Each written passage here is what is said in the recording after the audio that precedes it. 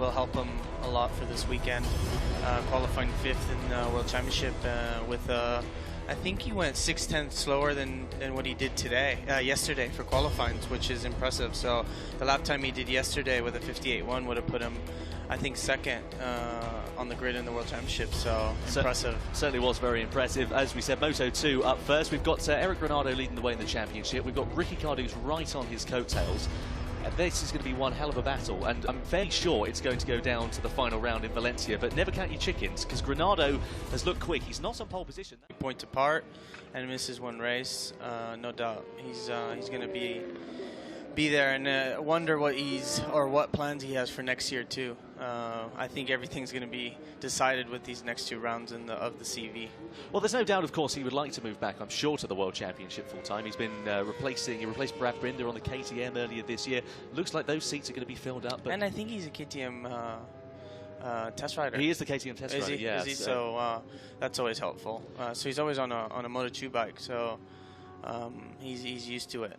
Yeah, he's had a good amount of experience, so it's going to be interesting to see what happens with Ricky Cardu's. The man who lines up alongside him, we'll see him in just a couple of moments' time, though. Eric Granado, he, of course, has previous World Championship experience, having raced in the World Championship back in 2012 in Moto2, just 16 years of age he was when he made his debut, and then moved back to Moto3 for a couple of years. Here he is, just getting ready to come onto the grid now, and he's his nearest title rival. Those two separated by just over 0.2 of a second in qualifying, so not the biggest gap that we've seen, but still a good advantage that Cardu's had in qualifying yesterday. But that, of course, was turned on its head in warm-up this morning. So what do we reckon? Do we think that was just track conditions, or do we think just perhaps clean laps or something? Well, by the looks of it, it seems like especially the top 2 with Ricky and Eric, they went quicker in session 1, which is probably the morning, qualifying, which is a bit cooler, which always helps. But then again, you look at the World Championship boys, and they do their fastest lap time at 2 p.m. in the middle of the daytime, super hot, and it was a lot hotter weeks ago than what it is now. So I think it really depends riding style, setup, and everything. So, but then again, 2/10 in qualifying, maybe just a better lap time. But what's important here is to have a good rhythm, not make mistakes. Especially a lot of mistakes are made in turn 1, breaking in too deep and going wide, and also after the corkscrew, I think it's like turn 9 or something. A lot of them go straight there too. Exactly. So Eric Granado, his 3rd front row start. His first front row start, though, is this man, Joe Roberts, 20 years of age, racing for the AGR team, who he has been competing in the World Championship with up until the last round at Aragon. It was his last event for the team, as they've decided to withdraw their efforts from the World Championship to primarily focus on CEV. And looks like they're reaping more rewards here at Aragon. 3rd position, first front row start for Joe. He's been very quick. He's had podiums throughout the course of the season, and surely it's only a matter of time before he's on the top step. Yeah, I mean, he's there, and I think signing with NTS for next year in the World Championship gave him a bit more confidence on the track and self-esteem. And yeah, he's always been a good rider, even in the US. I'm sure it's going to be a tough but a good learning experience for him in the World Championship. Doing already some races there in the wild cards, and that I think helped him too as a rider, and to get to know a bit more the Moto2 bike. Exactly. We just saw Lukas Tulovic. He starts on the head of the 2nd row in 4th position. Keep an eye out for the 17-year-old. This man, though, lines up alongside him. Like with Joe Roberts, he'll be riding for NTS in the Moto2 World Championship next year as part of a collaboration with RW Racing. 24 years of age, reigning Moto2 European champion Steven Odendahl. He's mathematically, unfortunately, out of contention for this season. But regardless, he's looking like he's surely going to be on the top step of the podium before the end of the year. But of course, there are only 3 races to go before the end of the year, so anything can happen. But he lines up in the middle of the 2nd row with this man alongside him, Hector Garzo, for the Team Wimu CMS outfit on the Mistral chassis. 19 years old he is, of course, has ridden in the World Championship this year at the Sachsenring, and as you can see on the graphic on the right-hand side of your screen, 4th in the championship. Speaking of Mistral chassis and experience in the World Championship, we're going to bring in Remy Gardner in just a few moments' time, and we're going to talk to him about what it's like to ride here at Aragon in the championship. Yeah, it's great to have him here. And funny enough, me and him were here yesterday riding motocross in the at the motocross track over here in Motorland. So yeah, Remy's actually just signed another year with Tech 3, which is great. Congrats on him, and he's been doing a you know, a good season for his first year in the World Championship on a Mistral bike, and I think he just needs a bit more time. And yeah, it's great to have him here. Thanks to him, you know, we get to hear a little bit of on his thoughts about riding here 2 weeks ago and actually testing on the Monday after. So it'd be good to hear from him. Exactly, yeah. I'll tell you what we'll do then is we'll take the headset off you, Dakota. We'll pass it over to Remy just before this race gets started, and we'll have a chat and find out exactly. For such a long lap, it's really easy to make mistakes, and a small mistake here and there can cost you a lot on your lap times. So, but then again, you know, the lap times of these boys, and even in Moto2, are pretty fast. You know, for the top five riders, Ricky's lap time, you know, 53.9 would have put him, I think, 7th with Thomas Luthi on the MotoGP grid, and the same with Eric Granado. You know, he would have been a top 10 contender. So lap times are good. It is a bit cooler than what it was here 2 weeks ago, which could always help in qualifying for a better lap time. But no doubt about it, they're riding really well. So it'll be interesting to see if Eric's got anything to give to Ricky, because Ricky does tend to take off in the first few laps of each race. So indeed, yeah. I should just point out, I've had notice from the entry of pit lane that we had Cedric Tonley, who's a wild card for this weekend on the Aragon chassis, which is something we haven't seen in the Moto2 European Championship. Looks like he's got a technical problem with his bike. We'll keep you updated with that. But here's the man that starts from pole position, 29 years of age. As you can see, 140 points in the championship. Look at his track record. Aside from that blot on his copybook in Estoril where he crashed on the final lap, but yet still finished 11th, he has been on the podium every single time he has competed. And let's not forget there, Dakota, he missed the first round in Albacete as well. Yeah, that's what I was talking to you about, which is impressive. You know, 20 points apart and misses one race. No doubt he's going to be there, and wonder what plans he has for next year too. I think everything's going to be decided with these next 2 rounds of the CEV. Well, there's no doubt, of course, he would like to move back, I'm sure, to the World Championship full time. He's been he replaced Brad Binder on the KTM earlier this year. Looks like those seats are going to be filled up. But and I think he's a KTM test rider. He is the KTM test rider. Is he? So that's always helpful. He's used to it. Yeah, he's had a good amount of experience, so it's going to be interesting to see what happens with Ricky Cardouz. The man who lines up alongside him, we'll see him in just a couple of moments' time. Though, Eric Granado, he of course has previous World Championship experience, having raced in the World Championship back in 2012 in Moto2, just 16 years of age he was when he made his debut, then moved back to Moto3 for a couple of years. Here he is, just getting ready to come onto the grid now, and he's his nearest title rival. Those two separate. Great track, and yeah, it looks like the conditions are good today, and yeah, should be a good race. Yeah, not as warm, of course, as we've seen a few weeks ago. It looks like it was pretty scorching then. And yeah, also dealing with the fog as well, right? Yeah, Sunday morning, that was a bit crazy. Yeah, we had all our sessions delayed because, yeah, just foggy and we couldn't go out. But, yeah, qualifying was quite hot. Yeah, I'd say probably more hot 2 weeks ago. A bit more greasy on the tyres and definitely harder to do a lap time, but still props to these guys for their fast laps, because yeah, it's pretty impressive, to be honest. Yeah, and you were saying, of course, you were testing on the Monday here at Aragon as well. What were conditions like then? What did you try anything new on your bike for the rest of the year, or? Conditions were a bit windy, a little bit cooler, but quite windy. But yeah, we tried a lot of things in the bike, but you know, we still kind of came back to our base setting. But yeah, we're trying to improve our base setting a little bit, but you know, step by step. Absolutely, and of course, as you said, new deal for 2018 with the Tech 3 team as well. Good to have consistency, good to have continuation, and you must be looking forward with a year under your belt. Yeah, extremely happy to stay with them. You know, I think it would be not the smartest idea to change teams. You know. If we stay with them, we already have 1 year under our belts. We know what works, what doesn't. I know the team, they know me. You know, I think we can build on that and do a pretty good year next year. Looks like it. Let's just talk you through the grid. We just saw the first 3 rows as we talked you through a few moments ago. Marcel Brenner heads row 4 with Dimas Engky and wildcard Carol Haneker alongside him. More along that in just a few moments' time. Hiroki Ono, Jason Uribe and Xavier Carder-Loose. Then comes Lachlan Epis, Pontus Derland and Cedric Tonfley. And at the back of the grid, it's the Superstock 600 champion in Europe for 2017, Philippe Legallo, 59 years of age that man is as well. 59 years old, he goes and rides a bike. It's older than my dad. Well, that's it. So the riders now heading off on their formation lap, getting ready to get this race underway.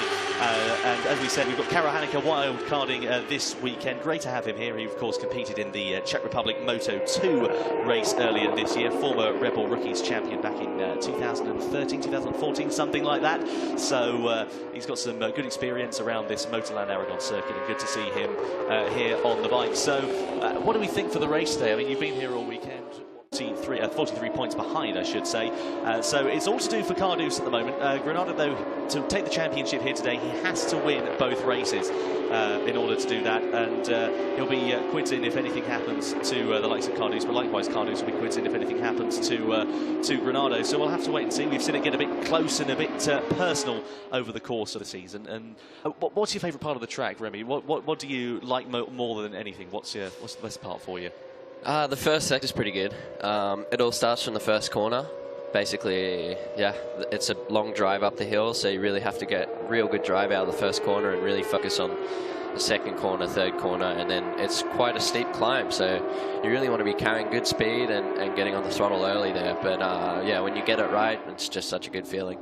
Certainly seems like it. So we just had the tyre allocation in from Dunlop here today, and all riders, of course, on the number 2 front and the number 1 rear, as the riders get ready to get themselves on the grid. As you can see, Ricky Cardouse, the man on pole position, getting ready to take that place at the start of the grid, just riding past his rivals. He's on the outside here. Of course, it is a left-hander for turn number 1. They're taking an anti-clockwise configuration of circuit, so he'll have the outside line into the first corner, but a good start, of course, will aid his charge down to CV Repsol. Wait for the red lights to come on. Look to the left-hand side of the screen. The red lights will come on any moment now. Here they are, and we get ready to go racing here at Motorland Aragon. Great start from the middle of the front row, and also the second row as well. Lucas Tolovic absolutely barnstorming his way into the first corner, but Eric Granado has the inside line, and he manages to take the advantage over Ricky Cardouse. So Cardouse shuffled down into third place as Joe Roberts has got himself up into second on the outside of turn number 2. So good start there from Eric Granado and Joe Roberts, but Cardouse having a bit of more work to do,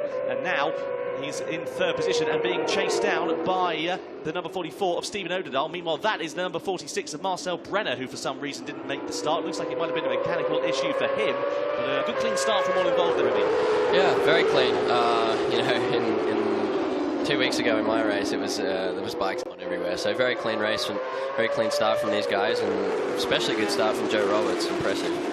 Yeah, he's really made some good grounds. He's obviously got recent experience here, unlike the two boys, one in front of him, one behind him, involved in the championship charge. He, of course, raced here just a couple of weeks ago in the World Championship, so that will definitely help on exactly the same motorcycle on board that Kalex machine. And Cardouse really looking to try and get back ahead of him. They go hard on the brakes and into turn number 12. This, of course, is where we saw so many overtakes in the MotoGP race a few weeks ago, and he's up the inside, just past the wall. Nice little overtake there, and he's now going to be hunting down the leader of the championship. Yeah, Cardouse would not want to sit behind Joe Roberts too long and let Granado get a break. I mean, the first couple of laps are the most important, so he'd be really trying to, you know, just stay on Granado's tail at the moment.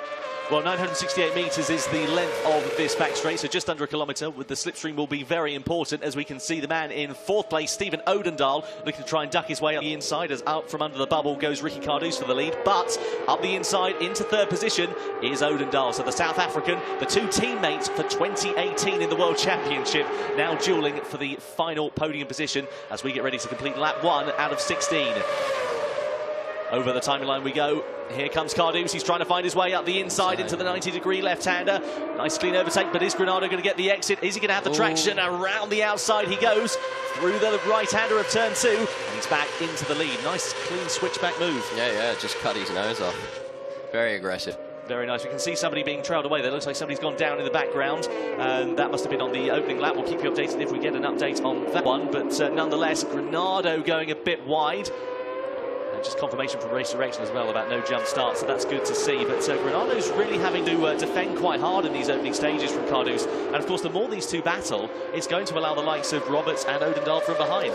Yeah, I mean, I think they will play a bit more smart and try and get a break so they don't have to deal with that. But we'll see.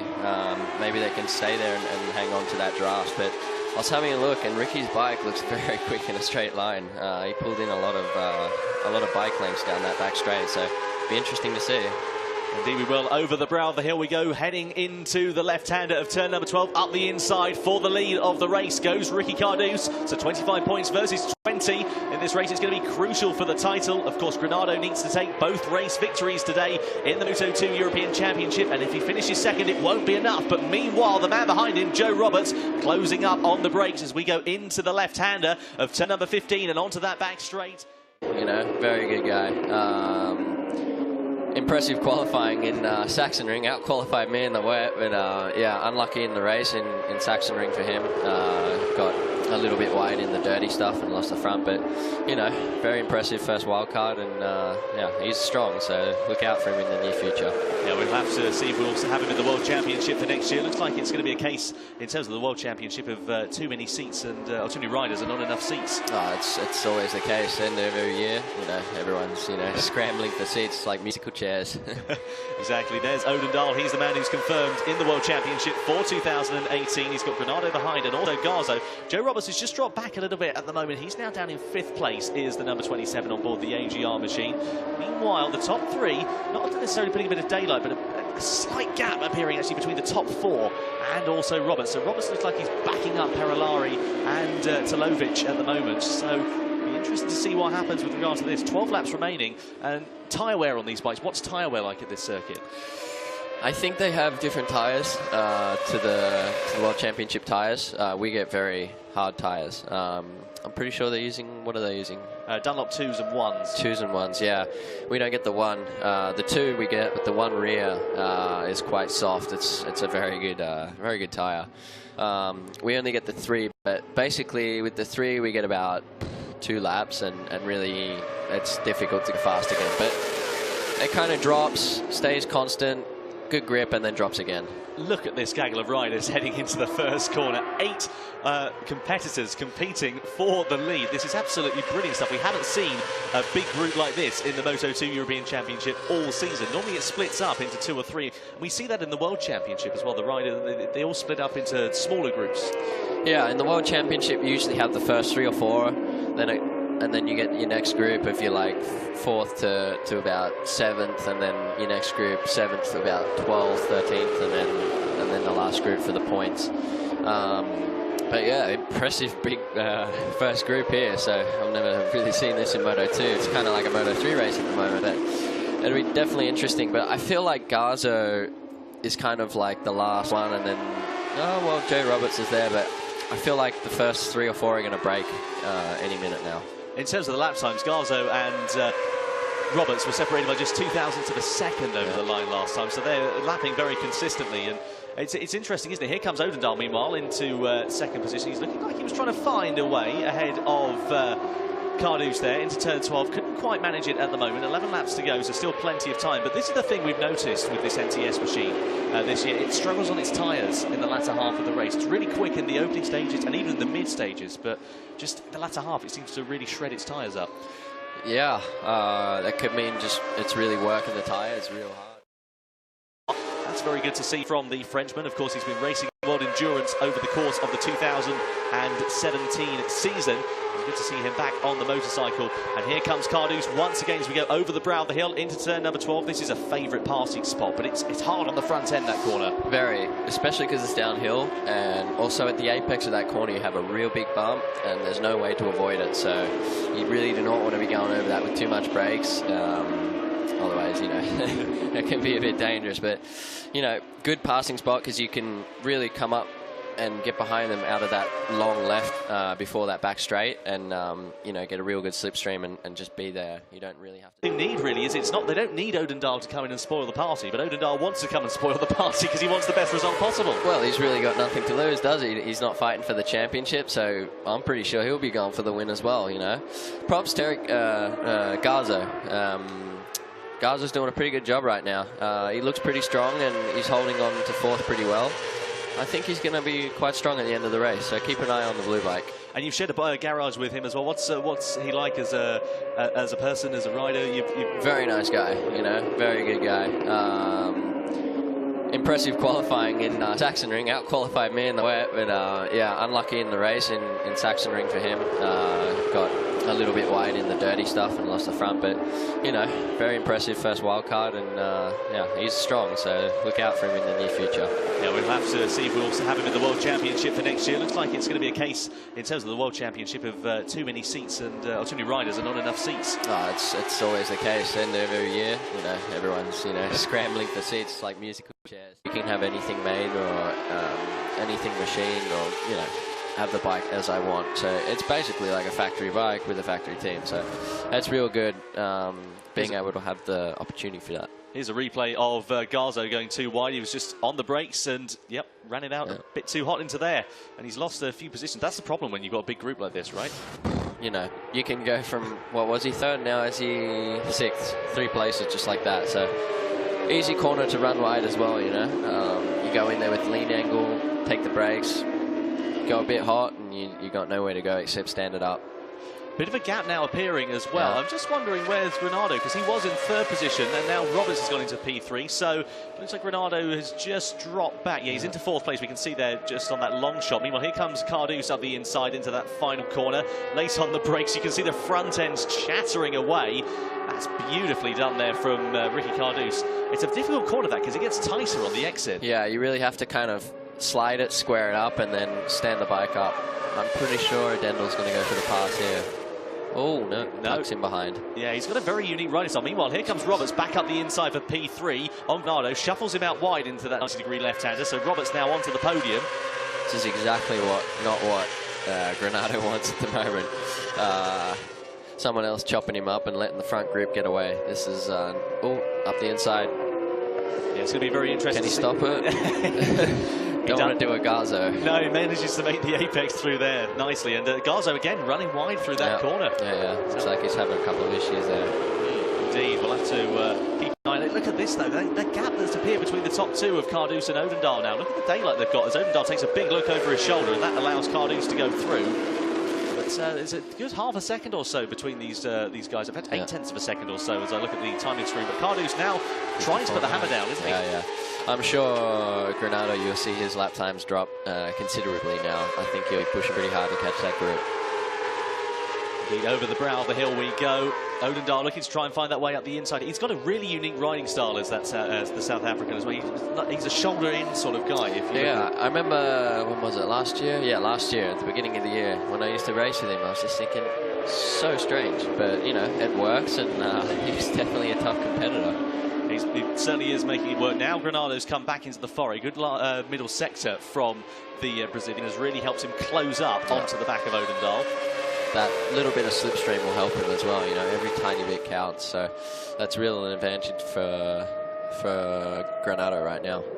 Indeed, hard on the brakes we go. You can see Granado's back end coming out there. They love backing these bikes in as well. This looks like so much fun. Yeah, it can be an advantage as well. You know, you get the bike home before the corner and really square up corners. Here he comes. Here comes Granado on the outside. So Cardouse is going to go from the lead of the race into 3rd place in the space of a corner. Odendaal into the lead. 54.7, I think, from Granado. Very good. That's the fastest lap of the race we've seen so far. Yeah. So he's really putting the hammer down. And this is a good thing that we've seen with Granado out the course of the season. He's good at managing his tyres. Yeah, he's always strong at the and then fight it out. But, you know, it's personal, I guess, out there. So we'll see. He's going to be in contention for his first ever victory is Stephen Odendaal, but Cardouse and Garzo from behind, I should say, Granado from behind, trying to find the way through. Here's the replay of that incident again. So let's see, Cardouse holding the outside line. Oh, it was close. Was there a bit of a touch? It was a little bit of a touch, yeah.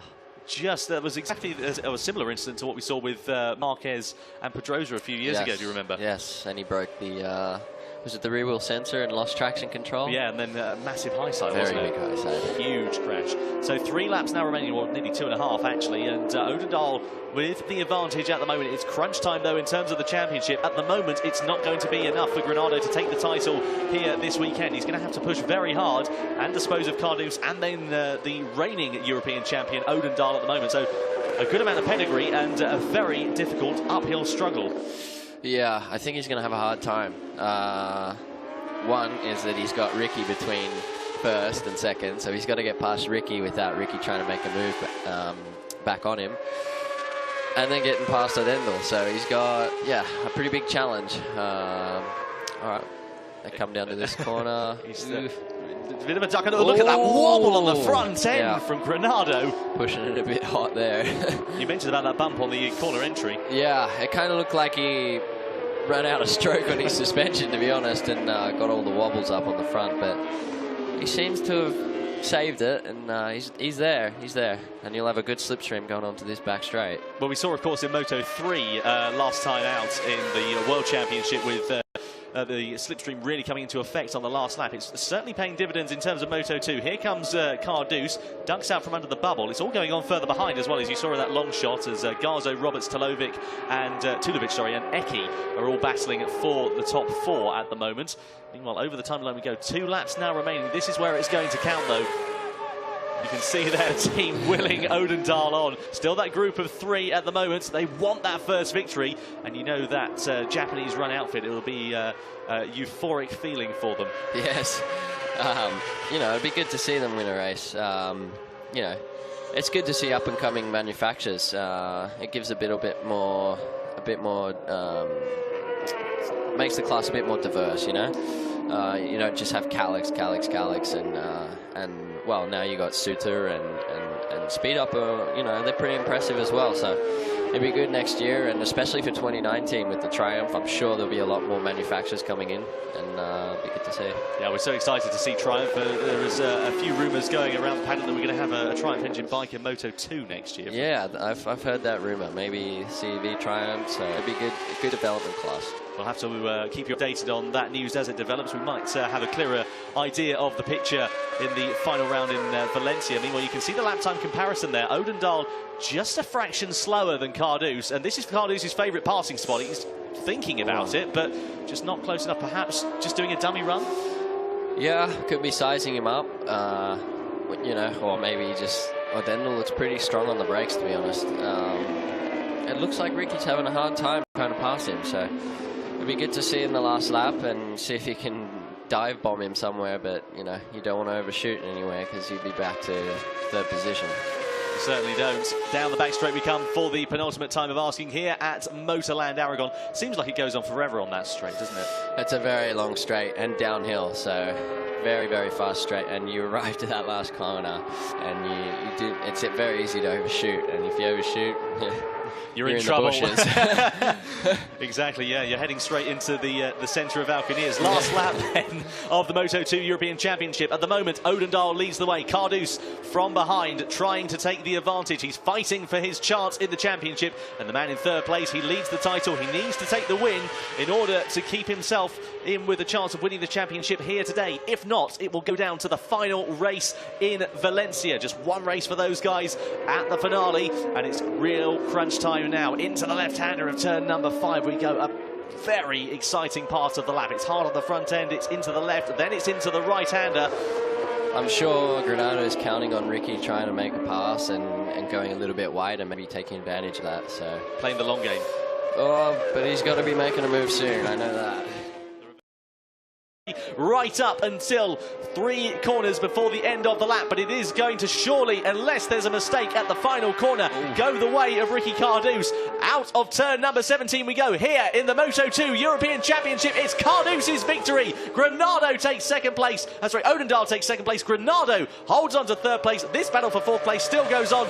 It's Roberts from Engky in the last lap. Brilliant stuff from Dimas Engky. He really made some good inroads there. Perolari into 7th place. Fellini into 8th.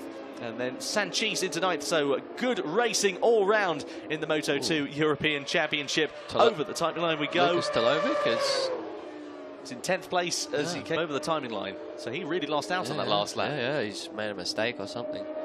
Unfortunate there for the German rider, but nonetheless, Ricky Carduce did exactly what he needs to do to keep himself in with that championship charge. And the championship at the moment is going to be very, very interesting between Granado and Carduce, because of course 9 more points on the board for Ricky Carduce in that race. A brilliant race victory, and just timed that so well. Very, very intelligent racing. You know, he knew he had Eric behind him, and he's waited till the last lap to get past Steven, and you know, he's put Steven between him and Granado, and it's really paid off for him. So very intelligent racing from Ricky, and you know, congrats to him. Beautiful stuff. Last 5 or 6 laps or so hasn't really made the inroads as Roberts is out well wide. That's going to allow Garzo a bit of a move, surely, to get a better exit. Indeed it does, and it also allows Tulovic into the fray. Yeah, I'd like to see what Garzo can do now. Maybe he can close up the gap or not. Be good to see. I'll have to wait and see what happens. The top 3, this is looking very good for these guys at the moment. Still Odendahl leading the way, but Hector Garzo really very, very impressive. Over the brow of the hill we go. I have to say, the only experience I've had of this circuit is on the MotoGP video game, right? Even that circuit on the cockpit camera, even that corner looks so scary because you can't see anything. Yeah, well, you kind of come over a brow and you're kind of looking for the 100-meter mark, and you kind of just look for that braking point. But yeah, you don't see the apex when you start braking, and you start to slide outwards towards the outside of the track. So it's a tricky corner when you get it right. Ooh, feels good. I can well imagine. Garzo now, though, as you said there, Remy, he's really putting some daylight in between himself and Roberts at the moment. So 7 laps to go. This isn't over. No. This is when you kind of see the riders put their fastest lap times down. When a group's broken away, you're at the front of the next group. You really... that was a cheeky move from Carlos, wasn't it? It's you lose a lot of drive going onto that back straight when you try and make a move like that, you know. So yeah, a little gap between Odendahl and then. Yeah, he's managed to make a bit more of an advantage. Odendahl's really pushing the hammer down now, and he wants that first victory. That team would love to have a victory under their belt, wouldn't they, before they go into the World Championship? Yeah, that'd be a real confidence booster for next year. I was actually talking to the bosses yesterday, and they said they were actually going to try something today, and they didn't know if it was going to work. And I didn't hear anything after warm-up, but it looks like in the race it's definitely working. Well, this is the time when we would expect Odendahl's his sort of pace, as we should say, to sort of drop off, because this is what we've seen over the course of the season. But he's hanging on in there, and as you just saw in the graphic a few moments ago, fastest lap of the entire race last time around. So no problems at all with that NTS chassis and its tyre wear at this stage. No, and you know, he's only got 6 laps to go. So if he can just hang on in that group, I'm sure he can battle it out for the last couple of laps. But I just saw him sliding there. He looks like he may be losing a little bit of rear grip. I just saw him coming out of the fast left, going a bit sideways. So. Well, we saw that, of course, with Cardus in Barcelona, the race which you won last year, of course, didn't you? And he managed, going through turn 3, everyone else was going flat out, spinning up the rear tyre. He was, hanging off a bit and just rolling off the throttle to try and save that tyre. And at the end of the race, it paid dividends. Yeah, this year actually in Montmello, that's kind of really where I learned to shut off the throttle to go faster. It's kind of a strange thing, but you start to spin so much, you shut off, the tyre gets grip again, and you go forward. So it's a strange way to ride, but it's you have to adapt all the time to the conditions. Certainly do. Over the timing line we go. Here comes Cardus. Surely he's going to think about a move into the first corner. They go past our commentary position, and as we head into the 90-degree left, Odendahl still manages to have an advantage. He's getting good drive and good traction, and now Granado is coming back into play. As we said, Granado, he needs 2 victories today in order to take the title here this weekend. If he doesn't take the victory in this first race, it will go down to the wire in Valencia, which will make it very interesting for us, but I'm sure he'll be biting his fingernails down to the bone. Oh yeah, don't worry. Wait for the last couple of laps. I'm sure he's gonna try something, and I'm sure he's gonna push and put everything on the line today. So we'll see. We will. A couple of retirements in this race. Cedric Tongelet, who we mentioned at the top of the broadcast, was coming into pit lane on the Ariane chassis. He has unfortunately retired with an ongoing mechanical issue, and likewise Marcel Brenner, who started the race from pit lane, likewise has retired. He retired quite a few laps ago now, so some problems and some ground to make up for those guys. Meanwhile, the battle for 4th position in this race. Joe Roberts' advantage to the American at the moment. He's managed to get ahead of Hector Garzo, and now we're seeing what we normally see in Moto2, but this is what we have at the start of the mid-stages in the race, is the smaller groups. Yeah, as you can see, that big first group has broken up. The first 3 have really put the hammer down, and this is kind of like where it's make it or break it. Can you keep up or not? So, yeah, I mean, these guys are still doing pretty close lap times to the front leaders. I just think them battling and getting caught up with each other has lost them some valuable time. But, yeah, this is kind of where you see everything stretch out a bit.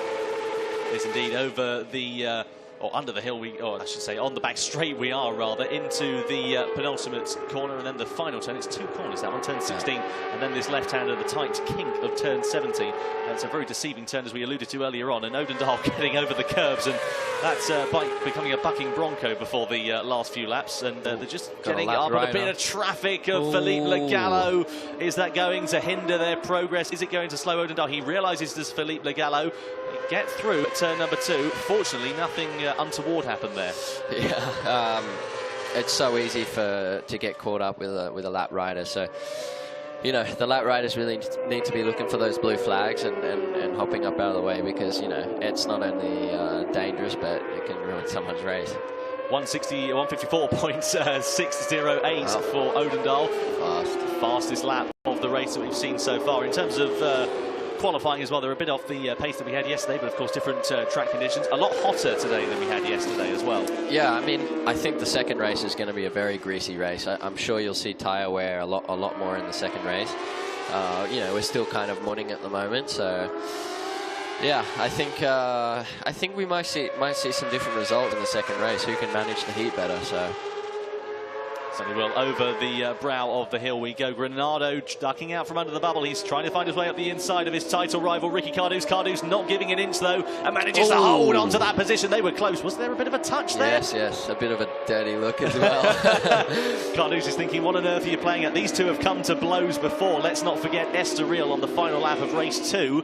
Let's hope we don't have a similar feat repeating itself. It's oh, I'm sure these last 3 laps are going to be very interesting. It's all playing into the hands of Odendahl, though. Yeah, as you can see, he's pulling away, and these two fighting is not helping each other. So I think they really need to be catching up to Odendahl and then fight it out. But, you know, it's personal, I guess, out there. So we'll see. He's going to be in contention for his first ever victory is Stephen Odendahl, but Cardouse and Garzo from behind, I should say, Granado from behind, trying to find the way through. Here's their replay of that incident again. So let's see. Cardouse holding the outside line. Oh, it was close. Was there a bit of a touch? It was a little bit of a touch, yeah. That was exactly a similar incident to what we saw with Marquez and Pedrosa a few years. It is going to surely, unless there's a mistake at the final corner, go the way of Ricky Cardouse. Out of turn number 17 we go here. In the Moto2 European Championship, it's Cardouce's victory. Granado takes second place. That's right, Odendahl takes second place. Granado holds on to third place. This battle for fourth place still goes on. It's Roberts from Engky. This afternoon, he could well be leading the championship heading into the final round. That'd be so. The championship will go to Valencia. Certainly will do. That's one thing we know for certain now, and brilliant racing there. Ricky Cardouse, what a way to do it. As you can see there, 30 minutes and 46 seconds, average speed of 158.3 kilometers an hour on board that Team Styler bike Kalex. Bear in mind, he missed the first round, of course, in Albacete as well, just makes it ever more impressive. There's Stephen Odendahl, the South African, 24 years of age he is. Which, it's amazing, really. He's still only 24 years of age, because he's been in motorcycle racing in terms of the world and European championships for such a long time. Yes, he did a year in the World Championship. 2013, yeah, with AGR actually back in the day, and then came back to the European Championship and has really earned his keep whilst he's been here. Yeah, definitely. He's been a strong runner ever since, so definitely deserves his ride next year in the World Championship. Manages to hold on to that brilliant title once more. There we go. Congratulations all round for Ricky Cardouse from the man we were just referring to, Stephen Odendahl. And as we said, exactly what he needed to do to keep himself in with the chance of winning that championship. And the Styler bike outfit very pleased with that result. Here are the final classification results then. So Ricky Cardouse takes the victory here at Motorland Aragon in race number 1 of the Moto2 European Championship from Odendahl and Granado. Joe Roberts, a brilliant 4th place, a couple of tenths ahead of the Indonesian rider Dimas Engky. Hector Garzo in 6th, Corentin Polari 7th, Federico Fellini, great result for him. He'll be in the World Championship next year also, finishing in 8th place with David Sanchis in 9th place, the first suitor home. Then it's Lucas Tulovic, Hiroki Ono in 11th place, Jason Uribe in 12th, Xavier Cardelus in 13th, Karo Haneke, the wild card. Quiet race for him. Go down to Dakota, he's in Parc Ferme with the race winner, Ricky Cardouse.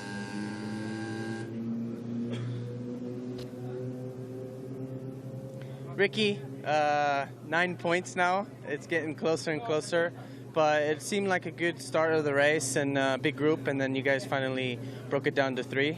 but another good win. You must be happy with that. Yeah, I'm very happy because it's not easy to finish in the championship the first, because 20 points in 3 races is very difficult, because Granado is in the good level now, and for him is not easy, but it's not too much difficult to finish second and 3. And me, I need to play a little bit in the race, because for me my goal is Granado stay rear than me, and I try to win all the race and calm and not nervous, because a small mistake is for me I'm lost the championship. Now in Spanish, please. Sí, para mí no es fácil recortar 20 puntos en 3 carreras. Granado está en un estado de forma muy fuerte, y para él no es fácil, pero no es muy difícil, ¿no?, acabar en el podium. Entonces tenemos que intentar ganarlo todo y que él no se enganche detrás mío. Y bueno, ahora la siguiente carrera tengo que salir y darlo todo, escaparme y ya está. Gracias, Ricky. Well, he thinks the championship is all but over now, does Ricky Cardoso. Here's some highlights, though, of the race. Brilliant stuff here in the Moto2 European Championship. Away from the lights, it was Granado who managed to get the advantage into turn number 1. Fantastic start from him. There was Marcel Brenner. He started that race from pit lane. Unfortunately retired a few laps in. Meanwhile, there was a great battle as Joe Roberts, he got himself up into second position by turn number 2, but was then hassled in the latter few laps by Ricky Cardoso, got ahead, and then it was Stephen Odendahl's turn to make a charge. He got up into 3rd position, but not before Roberts fought back. Meanwhile, the lead changed as Cardoso hit the front once again. But then the next corner saw Granado once again taking that lead back. Nicely done between those two. It became a continuing and recurring theme for the next couple of laps afterwards, as Cardoso once again got himself into turn number 12, into the lead of the race. Then comes Cardoso once again into 2nd place as Granado hits the front once more. Then Granado got shuffled back in the pack after running a little bit wide. Speaking of running wide, likewise did Hector Garzo. He lost 3 positions in the space of 100 metres or so. Running wide at turn number 6. Over the timing line we went as Odendahl led the way. He hit the front for the first time on board the NTS chassis, coming from Granado, and then Cardoso. Brilliant stuff from those guys. Then it was a cheeky move up the inside onto the back straight from Cardoso, but a couple of laps later, Granado gave it as good as he got. Around the outside, there was a bit of a touch between both of those riders. No love lost between the Spaniard and the Brazilian. Over the timing line, we went with 2 laps remaining. It looked like it would be Odendahl's race to lose, and so it turned out to be. The final lap, a beautifully executed move from the man trying to hold on to the title. Ricky Cardoso coming over the timeline to take victory here in the FIM CV Repsol in Moto2. Exactly what he needed to do to hold on to that charge in the championship. Joe Roberts, a brilliant 4th place, with Dimas, the Indonesian rider, coming home in 5th position. Great stuff from the 29-year-old. A great race on board that Kalex, working very well indeed. And now we get ready for the podium as Eric Granado takes 3rd place. Stephen Odendahl for the NTS team in 2nd position, and then the man on the top step, 29-year-old Ricky Cardoso for Team Styler Bike, and the man you can see on the right-hand side is Lachlan Epis, the Australian Superstock winner of that race. So nicely done from Lachlan. Trophy being presented to the teams. Great team, Team Styler Bike. They were out at dinner at the same restaurant as us last night. It looked like they were having a pretty good time of it as well. There's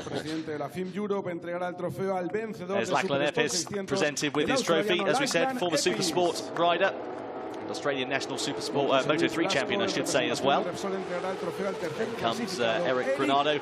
He's presented with his trophy. He will be after the handshakes are all done. Doesn't look too displeased there with 3rd place. Well, I mean, he's still in the championship now. He did his best, and you know, I think he knows that Ricky played a very smart race. So I'm sure he'll be learning from that. And race 2, I think, should be a bit different, especially with the hotter conditions this afternoon. And it'll be good to see. Another podium for the NTS team and Stephen Odendahl, adding to their many of the trophy cabinet. But the man on the top step, as you can see, delighted with that, Ricky Cardoso. Beautiful trophy there as well, a map of the Aragon circuit. Fantastic stuff here in the FIM TV Repsol. He's presented with a check for some petrol as well. Very nicely done. So some free fuel in his car or motorcycle, whatever he chooses. I know he likes a bit of dirt track because of his brother Ferran, so probably going the dirt bike.